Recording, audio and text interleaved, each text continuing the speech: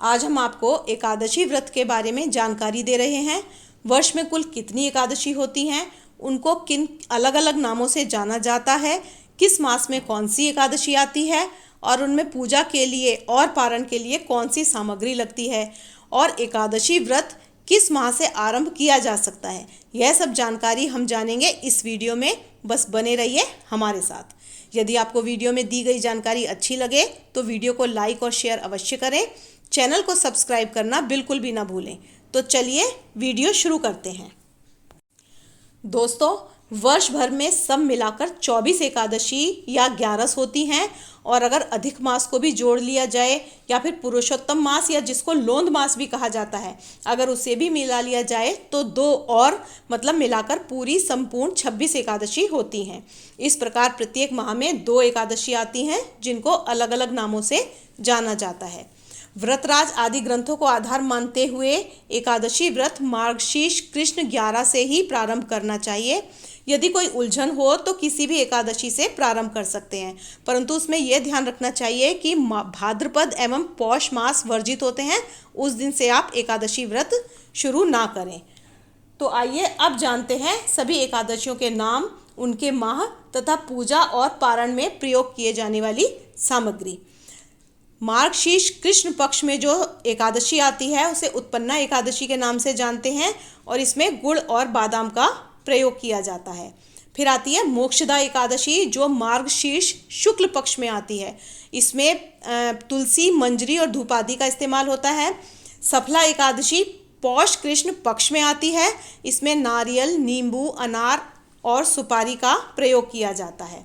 फिर आती है पुत्रदात्री एकादशी जो आती है पौष शुक्ल पक्ष में।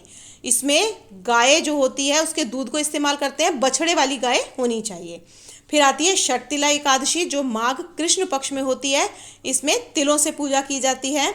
फिर जया एकादशी माघ शुक्ल पक्ष में आती है और इसमें धूप, दीप और नैवेद्य से पूजा होती है।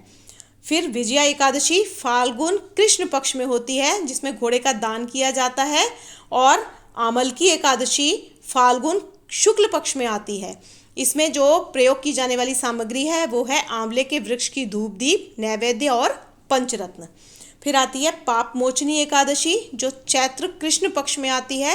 इसमें चिरौंजी इस्तेमाल होती है। फिर कामदा एकादशी चैत्र शुक्ल पक्ष में आती है। इसमें लौंग या जिसको लवंग भी कहते हैं उसका प्रयोग किया जाता है। फिर बैसाख कृष्ण पक्ष जो होता है इसकी एकादशी को बरूथनी एकादशी के नाम से जानते हैं। इसमें खरबूजे का इस्तेमाल होता है। और बैसाख शुक्ल पक्ष की एकादशी को मोहिनी एकादशी कहा जाता है। इसमें गौमूत्र प्रयोग किया जाता है।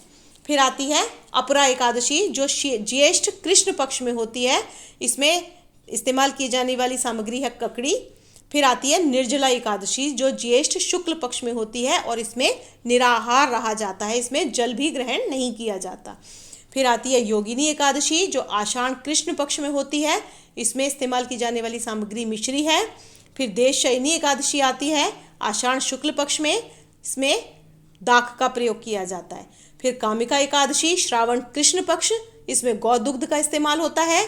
फिर प्रदायनी एकादशी जिसको पुत्रदा एकादशी भी कहते हैं, ये श्रावण के शुक्ल पक्ष में आती है।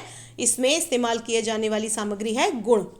फिर अजा एकादशी होती है जो भाद्रपद कृष्ण पक्ष में आती है। इसमें खीरा का इस्तेमाल होता है। फिर वामन एकादशी होती है जो भाद्रपद शुक्ल पक्ष में होती है।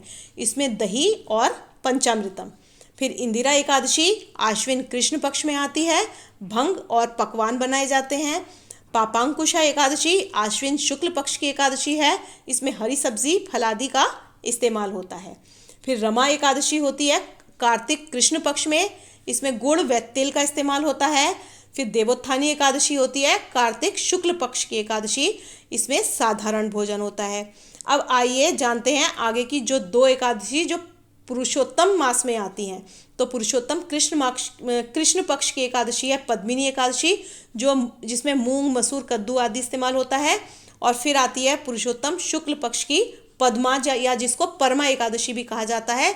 इसमें केवल फलाहार होते हैं। तो इस प्रकार वर्ष भर में 24 एकादशी होती हैं और अगर पुरुषोत्तम मास की एकादशी को भी मिला लिया जाए तो वर्ष में 26 एकादशी होती हैं। अब प्रत्येक माह की एकादशी का विधान भी अलग होता है। तो ये थी कुछ जानकारी एकादशी के बारे में। तो उम्मीद है, आशा है कि आपको ये जानकारी अच्छी लगी होगी। कृपया आप वीडियो को लाइक करें और शेयर करें। धन्यवाद।